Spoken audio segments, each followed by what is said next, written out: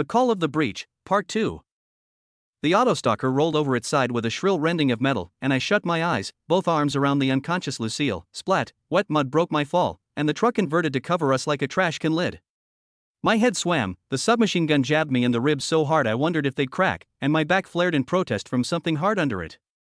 Branches snapped from the rollover, twigs rained down on the underside of the disabled pickup, and a new sound cut through the chilly air, a deep, carnivorous roar. I blinked from where I lay in the gloom of the truck bed, only a few slivers of light on either side where it didn't completely touch the muck, and caught a flash of gray somewhere outside. My blood turned to ice, and I fought to draw air into my sore lungs. So, that's what you were running from. Even with my limited field of view, I would have recognized the smooth gray skin anywhere, along with the crocodilian lower jaw on a log-shaped head, several yellowed teeth poking out the side the size of steak knives.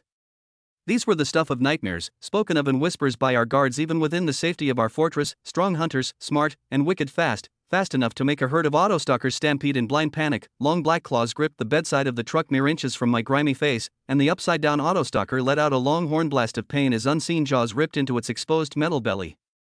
Sinews squelched and popped, rubbery flesh squished between teeth, and thick dribbles of an off-orange fluid began to trickle down between the rusted holes in the truck bed, the lifeblood of a sunlight-adapted techno.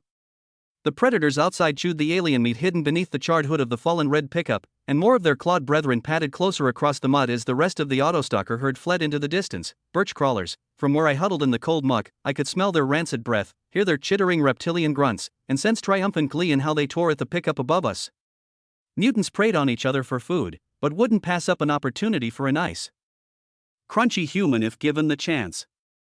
If they flipped the truck for any reason, the beasts would be right on top of us. Heart pounding in my chest, I scuttled on my side with Lucille in tow until I reached the back of the truck bed and fumbled for my pistol with one tingly arm. Above me, the chewing stopped, and a muffled sniff made the pulse roar in my eardrums. They know, born without eyes, birch crawlers were still top-tier predators, and some of the fiercest organics that existed in the zone. Their log-shaped, twig-fringed heads bore enough sensory glands to smell the pheromones released by an animal in fear, and their smooth skin could pick up the slightest movement in the ground beneath their feet. Strong as a gorilla and fast as a horse, they could only be brought down by a hail of well-placed bullets, and in the cramped wreck of the autostalker, my Type 9 lay stuck behind my shoulder blade. Even if I could empty my handgun into the first one, it wouldn't be enough for an entire pack of these monsters, and from what I could tell, there were easily 4 or 5 out there.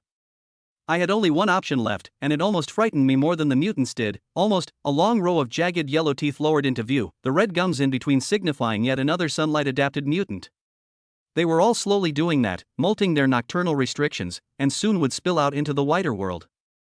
Not all survived their first step into the sunshine, but enough did, and this one had passed that test of biology.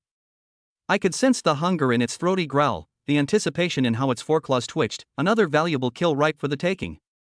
They likely had young somewhere, I figured, little ones that needed feeding, and I would make a nice addition to their food hoard. Holstering my pistol, I slid both dirty palms over Lucille's ears and forced myself to breathe slower. I couldn't run, had no hope to resist for more than a few seconds, but I refused to go without a fight. Unlike the autostalker, I wasn't some witless grazer this thing could devour with impunity.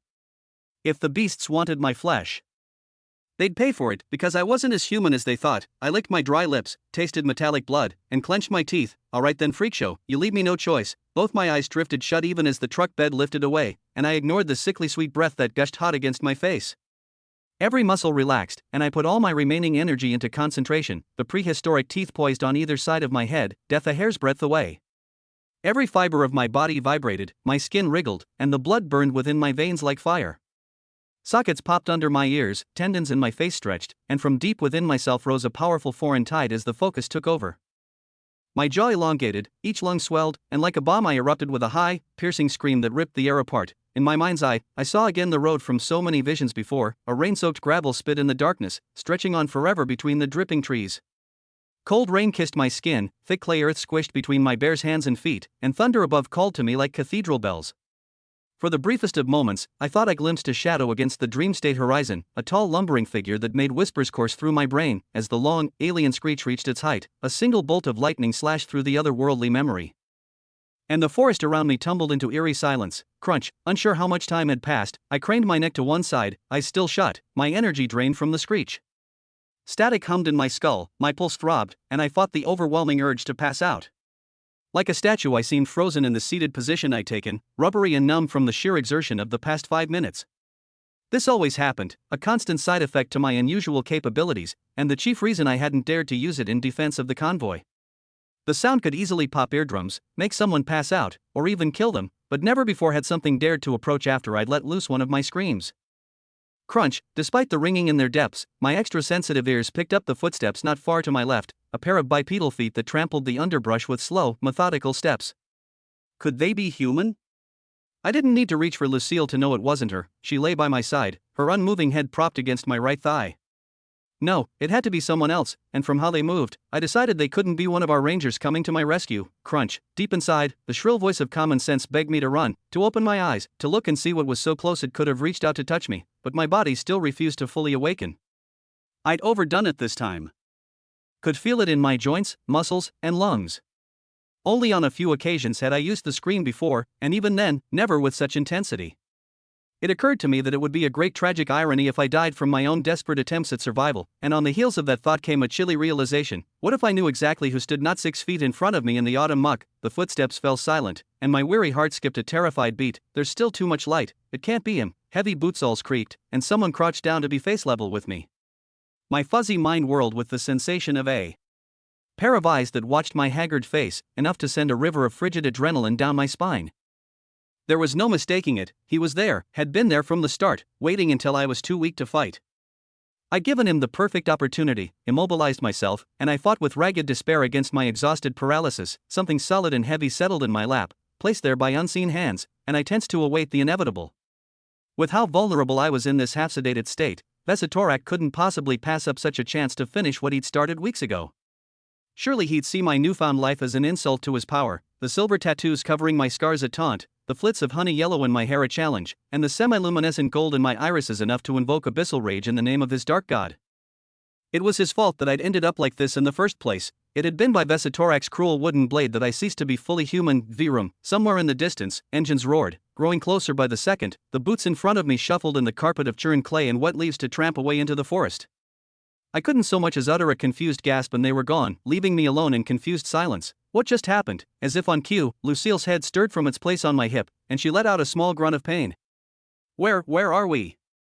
A dam broke loose in my head, dizziness swamped my brain in a wave of static, and I gasped for air. It took a monumental effort to open my eyes, but I found myself staring up at the red, orange, and pink streaks of sunset, and a red-haired figure that peered at me in concern. Gotta move. I pushed the words through set teeth and dragged myself to my feet, head spinning. Can't stay here past dark. You okay? Truth be told, Lucille looked about as bad as I felt. Having pulled off the steel helmet mass issued to our recruits from the old militia stockpiles of New Wilderness, her crimson hair lay in a tangled mess around her pale face. Darker red blood coated her lips from where it ran out of her nose. And she had a nasty bruise welling up under her right eye. Mud, pine needles, and dead leaves smeared the forest green uniform jacket that the women of Ark River worked hard to make, intended to replace our old New Wilderness polo shirts with something more practical. One of her boots had come unlaced, and Lucille's rank patch on her right arm, a single brown chevron stitched to the cloth, had torn enough that it would need restitching. Lucille hefted her olive green helmet to stare at a large dent in the back with wide brown eyes. I think so. My head hurts, though. Can you check and see if my brains are coming out? At that, I let a tiny ghost of a smile creep across my face. Lucille had come a long way from the sulking 13-year-old who left Black Oak, and at times I almost forgot that she was 7 years my junior. So many of our force now consisted of people who wouldn't have legally been able to buy a beer in the normal world, but carried rifles in a war most adults hadn't survived. It was cruel in some ways that their childhood had been stolen from them, but I supposed it beat dying with the thousands who fell in the early days of the breach. Instead of school field trips, she's going to remember raids on trenches. Crazy. What a crazy world we live in. Turning her around, I probed the back of her ruddy head for any soft points and gave Lucille a small pat on the shoulder. You're fine. If your brains were coming out, you wouldn't be standing, much less talking. That's why we wear the dorky helmets. At that, Lucille made a sheepish, red-faced grin and blinked at the carnage around her. Yeah, I guess so. Thanks for coming back for me. I thought I was a goner. You and me both, kid. The red autostalker lay on its side a few feet away, the metal body shredded like a potato chip bag, glass shattered into tiny crystalline bits, and the engine compartment a mess of greasy brown sinew. All the freaks all had some level of mutated black tissue that held them together at their core, either plant-based or animal-based. like most other species when they adapted to sunlight. It turned color to become healthier and more docile. Granted, docile for mutants often just meant slightly less aggressive, but since the forests were crawling with them, we would take any break we could get. Relieved to be in one piece, I went to take a step forward, and my foot kicked something dense. Looking down, I frowned at a square object, covered in a tight wrapping of dead leaves. What the ice tingled through my veins once more, and the strange footsteps echoed in my mind to remind me that even with the mutants gone, we still weren't safe. Bending into a stiff crouch, I scooped the object up and peeled away the leaves to unleash a horrid stench of wood rot, mold, and damp earth. Lucille covered her nose with one hand and coughed at the smell but inched closer to peer over my shoulder. Where did that come from? Puzzled, I didn't answer her and narrowed my eyes at the strange new thing in my hands. It was a book, old and decayed, with a stiff cover that seemed to be fashioned of some kind of rough leather. Something about it made my skin prickle, the scars under my tattoos wriggled in disgust, and I wanted nothing more than to throw it as far from me as possible.